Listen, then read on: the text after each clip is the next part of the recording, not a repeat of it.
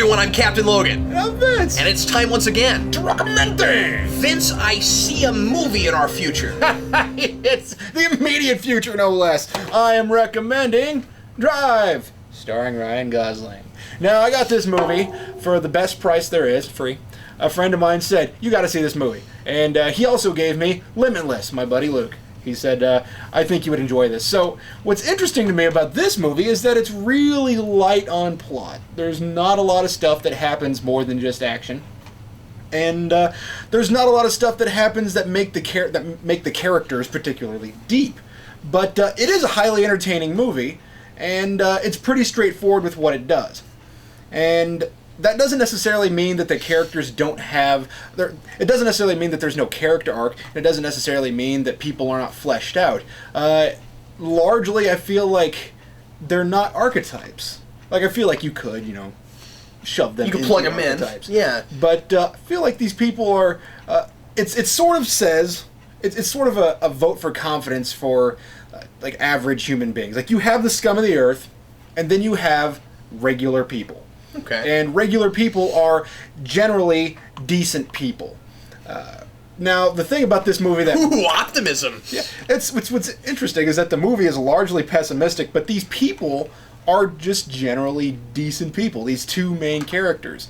But, now I say that, and now I'll follow it up with this. They're decent people in the face of hard times and bad decisions, we'll say that. And Ryan Gosling's character is he's a stunt driver who moonlights as a getaway driver for criminals. So he's kind of a driver for hire.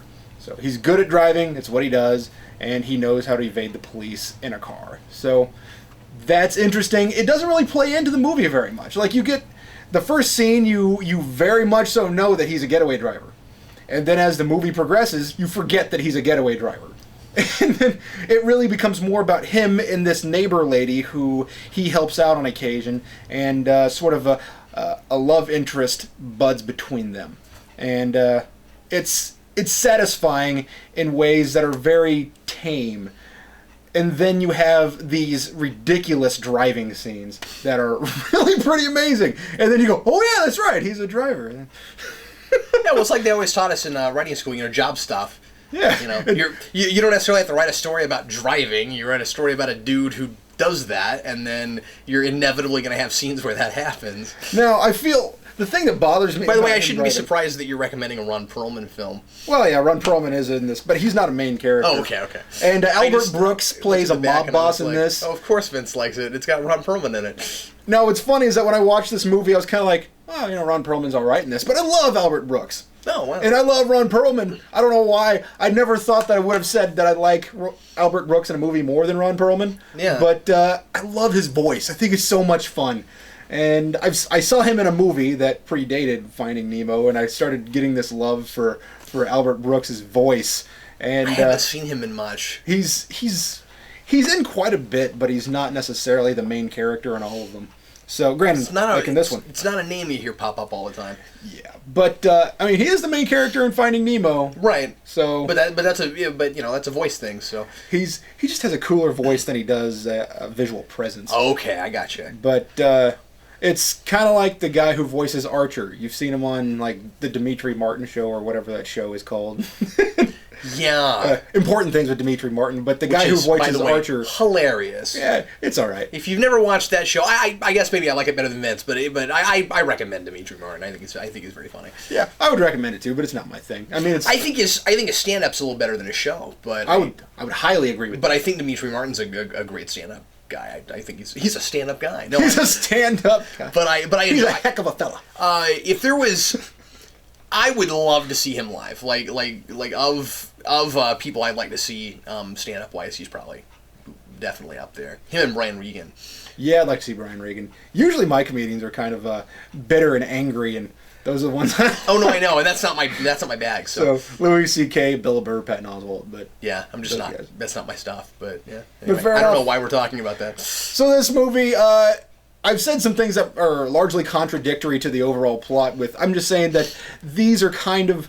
There is a little bit of optimism to the characterization of the male and female leads in this movie. Now, everybody else can kind of be categorized as scum of the earth. But it's nice to know that there are regular people who are sometimes, movies are about them. It doesn't have to be about awful, awful people. Now, the thing I was going to say earlier is that I like the fact that he's a driver, and I don't necessarily think it's highly important that he moonlights as a getaway driver. I don't think that's really important. Now, I can understand that he does this from time to time, and that's kind of the point, is that he does this so he knows how to get away from the cops.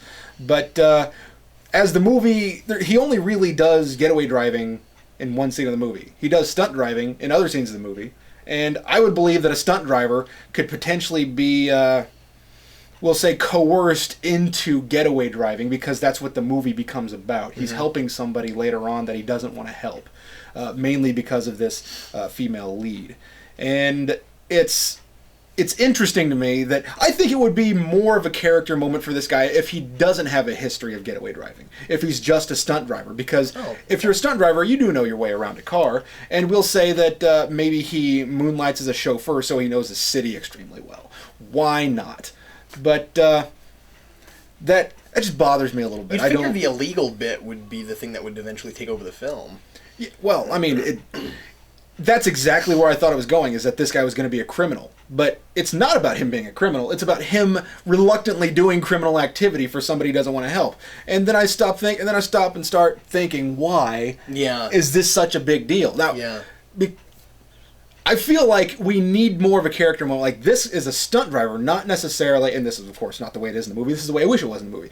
We need more about him being a stunt driver, not a getaway driver, because when he decides to do the getaway driving to help out this love interest, it would be a bigger character moment for him. It means he's willing to commit crimes to help this woman out. Yeah, so like that happens in the film and he's not done it yet. Yeah, it's kind of like saying, with the way it is in this movie, it's kind of like saying he's willing to commit crimes that he would normally commit.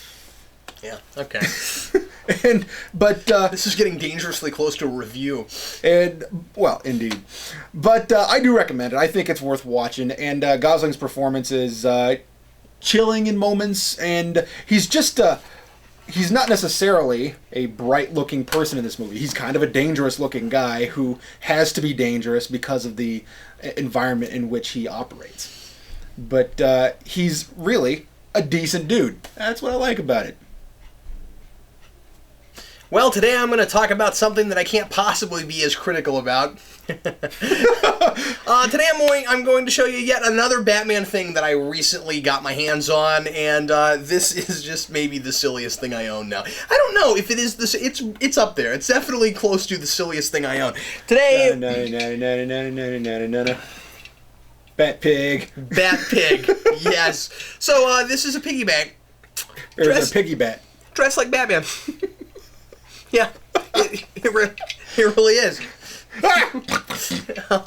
Yeah, so that's what he looks like, and he's really highly detailed. That's one of the things that I was really impressed with him. He's got a bat symbol on his chest, and he's got a utility belt, and you can actually see his cape. I think he's really fun. I found him at Walmart of all places. They've got this whole like big section of like weird themed piggy banks. There's one that's Mr. Potato Head, and that one's pretty funny looking too. Did the pieces come off? No, that would have been cool. But anyway, he looked kind of neat. There were some other ones. There's some like psychedelic ones and stuff. But anyway, they only have one of these, and I had to pick it up because I didn't know if I'd find it again, and I thought it would look great in my Batcave down here. And I put so I'm putting change in him, and he's a piggy bank. I mean, that's that's all I can say about him. He's a piggy bank. He's dressed like Batman. $10 at Walmart. Check it out. It's the first time Walmart's ever carried anything cool. If you collect Batman and you want people to go and you want to have people over to your house and be like, hey, I bet you thought you knew everything that there was Batman. I have this. It's a piggy bat. Well, anyway, that's all I have to say about it, Vince. So anyway, this is I don't know. Is it just plastic? I think it's just plastic. I think it's ceramic. Or is it ceramic? Throw it in the wall real quick. We'll find out. Anyway, yeah, it's not as heavy as a lot of piggy banks I've seen before, which is why I kind of wondered for a minute. But I mean, it's definitely not porcelain; it's ceramic before that. So anyway, well, everybody, thanks a lot for watching us recommend stuff, and we'll recommend something for you once again next week. I'm Captain Logan, And I'm Vince. we'll see you next time.